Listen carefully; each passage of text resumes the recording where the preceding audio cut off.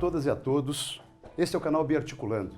Hoje estamos no Diretório Estadual do PDT no Paraná para conversar com uma das principais revelações políticas do Brasil.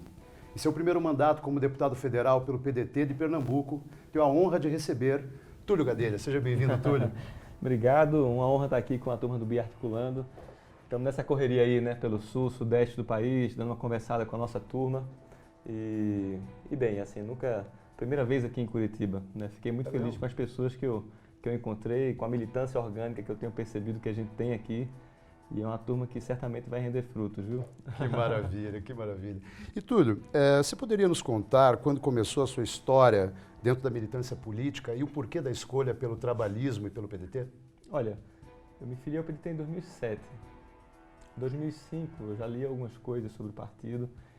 E o que me chamou a atenção no PDT é que na época a gente tinha uma escola de formação política, né? E ainda tem, que é a ULB, a Universidade Leonel Brizola. O PDT é o único partido que tem uma universidade à sua disposição para formar seu militante, formar os simpatizantes e a ULB me despertou esse interesse em conhecer mais a história do partido. Sim. E aí, conhecendo a história do trabalhismo, a história da fundação do PDT, dos seus quadros, desde o Darcy Ribeiro ao Jango, né?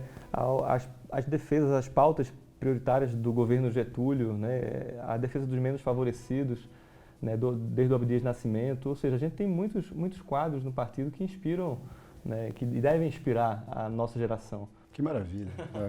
E Túlio, recentemente o presidente Bolsonaro sugeriu um filtro à Agência Nacional de Cinema, afirmando que se não houver este filtro, a agência seria extinta.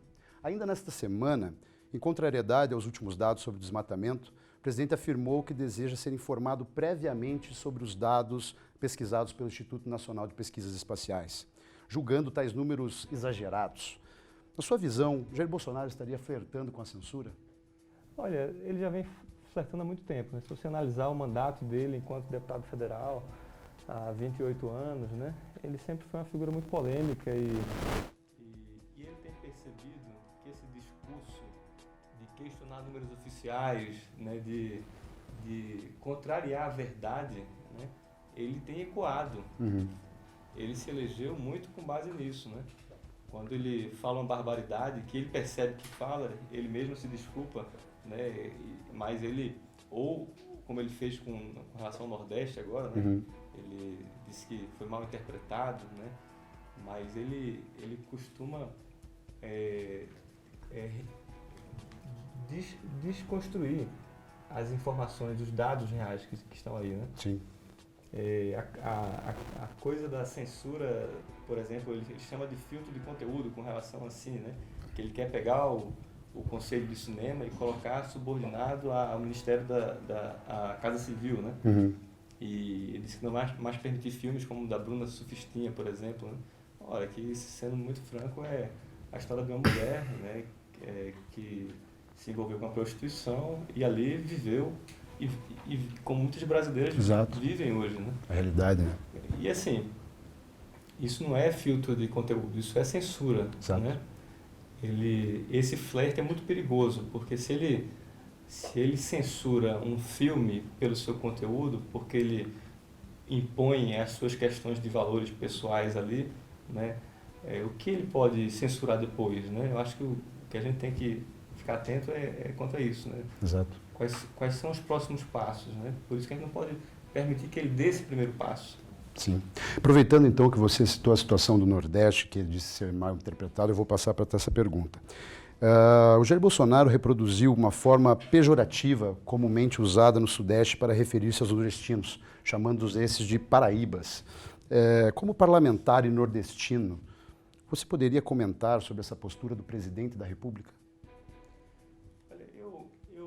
Esse é um claro caso de xenofobia, né? Bolsonaro representa uma minoria de uma minoria de uma minoria da população que eu repudio, né, as práticas e você percebe claramente que ele se refere aos nordestinos como paraíbas, né? Sim. O estado da Paraíba, em primeiro lugar, é um estado que muito nos orgulha, o seu povo, sua cultura, a sua produção acadêmica, em todos os sentidos. Mas esse é um termo pejorativo, né? E E se relacionar, se referir à região do Nordeste assim, é uma clara demonstração de xenofobia. Na verdade, Bolsonaro é um ignorante, né? Infelizmente, nosso presidente, o presidente que temos no nosso país, ele é de uma ignorância, assim, estupidez. Mas o que eu acho é que a gente não deve se apegar a esses debates, sabe? Porque isso são cortinas de fumaça, né? Sim. Enquanto ele fala uma barbaridade e toda a imprensa se volta àquilo, né? Ele está ali destruindo a Previdência Social, destruindo a aposentadoria, né? Ele está entregando nosso patrimônio. Eu acho que a gente deve, lógico, repudiar, mas deve se manifestar e acabar com aquele assunto, né? Não pode deixar aquele assunto render, porque a gente termina perdendo foco. Sim. E para não entrar nessa cortina de fumaça, vamos, né, para o que realmente é preocupante também. Questão da Previdência. O PDT fechou questão contra a reforma da Previdência proposta pelo governo. Para você, quais são os principais argumentos que justificam o voto não à PEC? O fato de ter tirado dos mais pobres, né?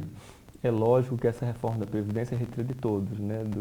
De uma classe privilegiada, mas retira também dos mais pobres. Nós somos a nona economia no mundo, nós somos o 8º país mais desigual, né? Que tem maior desigualdade. A gente não pode permitir que se retire dos que têm tão pouco. As pessoas, e eu tenho conversado muito com as pessoas nas ruas, né, sobre essa reforma, e eu tenho percebido que a opinião das pessoas é realmente que era necessário porque o país ia quebrar.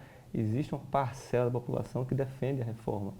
Mas quando você vai conversar sobre o quanto aquilo afeta na vida dela, ela fica indignada. Sim. Indignada, né? Conversei com um motorista de ônibus que ganhava R$ 2.100 e faltava 5 anos para se aposentar. Agora vai faltar 8 anos para se aposentar, vai trabalhar mais 3 anos, né? E não vai se aposentar com um salário integral. Vai se aposentar, em média, com um salário de R$ 1.600. Os 83 de cada R$ 100 que são para a Previdência, né, vem dessas pessoas que ganham até R$ 2.000. Que ganham até R$ 2.000. E é isso que as pessoas não sabem ainda, né? Ou seja, por isso que eu digo, vamos tentar sair dessa cortina de fumaça, vamos conversar com as pessoas, vamos explicar o que é essa reforma da Previdência. Vamos dizer, realmente, o país precisa de uma reforma, né? Exato. A população brasileira está envelhecendo. Em 1980, a gente tinha 4,6% da população acima de 65 anos de idade. Nos anos 2000, esse número era 6,4%, né? Ou seja, 6,4% da população era idosa. Agora, no próximo ano, 2020, teremos 9,2% da população acima de 65 anos de idade. E a projeção do IBGE é para que em 2050 a gente tenha 22,5%, ou seja, quase um quarto da população brasileira será idosa. Ou seja, tem que se fazer uma reforma da Previdência, mas não dá para tirar de quem tem menos, né? Acho que esse é o ponto central. Claramente é uma questão de prioridade, né, de quem você quer fazer essa reforma. Perfeito. E recentemente o país tem sido abalado por uma série de revelações divulgadas pelo site The Intercept Brasil, que maculam a imagem de imparcialidade da mais importante operação policial da história da República. Como o Congresso Nacional tem reagido às revelações?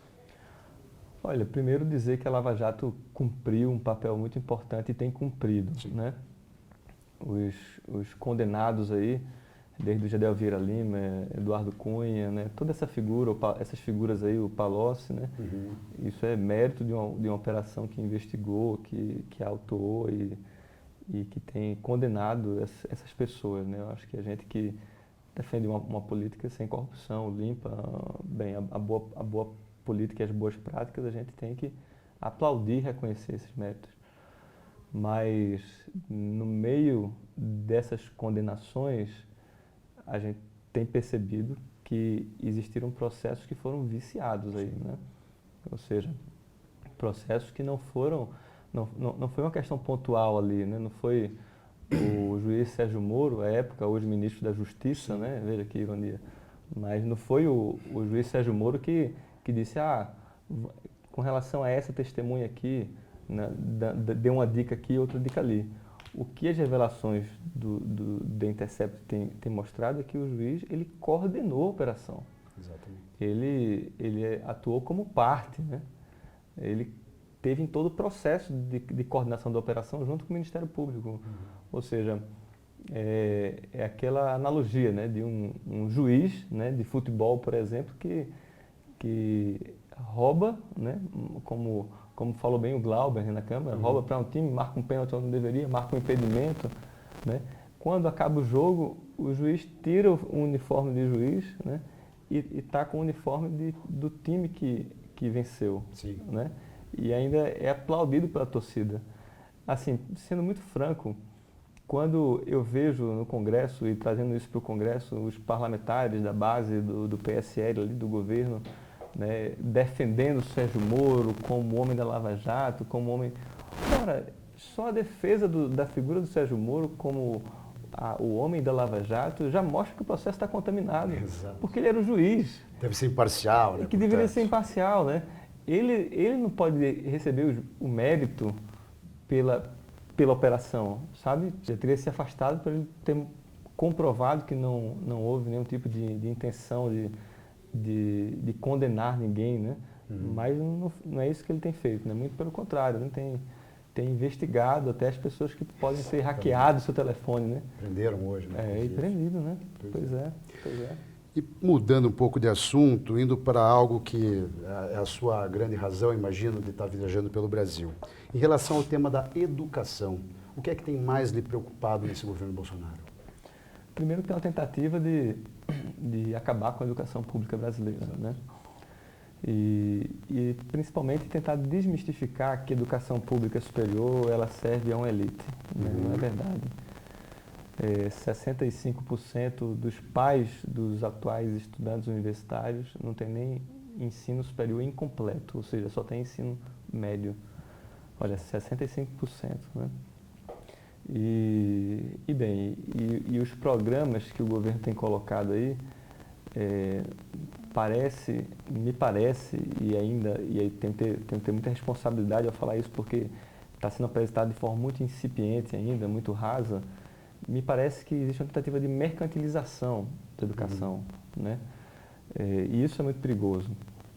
Eu acho que esse ciclo de debate sobre educação que a gente tem feito, e aí é um debate profundo sobre a situação, evidencia mais ainda que o próprio governo Bolsonaro ele é contra o estudo científico, ele é contra qualquer tipo de pensamento crítico, né? Quando se fala, por exemplo, em escola sem partido, né, que é um jargão, parece, fala muito, ele não está defendendo ali uma escola sem partido. O que ele está querendo defender ali, querendo retirar da escola não é o partido. Ele está querendo retirar o pensamento crítico da escola, né? E isso é muito grave, assim. Eu acho que o debate de educação é um debate que instiga os jovens, instiga os estudantes, porque afeta diretamente ali a vida daquelas pessoas. Exato. E por fim, Túlio, já que você falou de jovens também, qual é a mensagem que você deixaria para os jovens que desejam lutar pela efetivação de um Brasil melhor, mais justo e solidário? Olha, é que a gente não pode se entregar, né? A gente não pode esperar que as pessoas resolvam esses problemas, né, por nós, né? Depositar esperança na classe política, ou em pessoas, né? Como eu tenho visto que por muitos anos a gente falo jovens envolvidos nas discussões políticas, ativistas políticos e tal, a gente tem depositado nossas esperanças em pessoas, né? Exato. E a gente precisa depositar nossas esperanças depositar nossa esperança nas causas, né? Porque as pessoas cometem erros, né? E ninguém consegue lutar tanto se decepcionando, né, a cada passo. Por isso, eu acho que a gente primeiro tem que assumir essa responsabilidade de enfrentar, de conhecer o sistema político, de botar a mão na massa, de colocar a cara também para bater, né? Ou seja, a juventude precisa entrar nesse processo de disputa nos municípios, no Estado, disputar candidaturas, discutir projetos, né? Conhecer o sistema de perto, né? Para poder criticar. Não é se afastando da política que a gente vai conseguir. Se envolvendo nela. É se envolvendo nela, sem Exato. dúvida. Túlio, queria agradecer demais pela tua participação e lembrar vocês, quem gostou da entrevista, que se inscreva no nosso canal no YouTube, siga nossas páginas nas redes sociais E se puder, clique o sininho. Muito obrigado. Valeu. Aí, cara.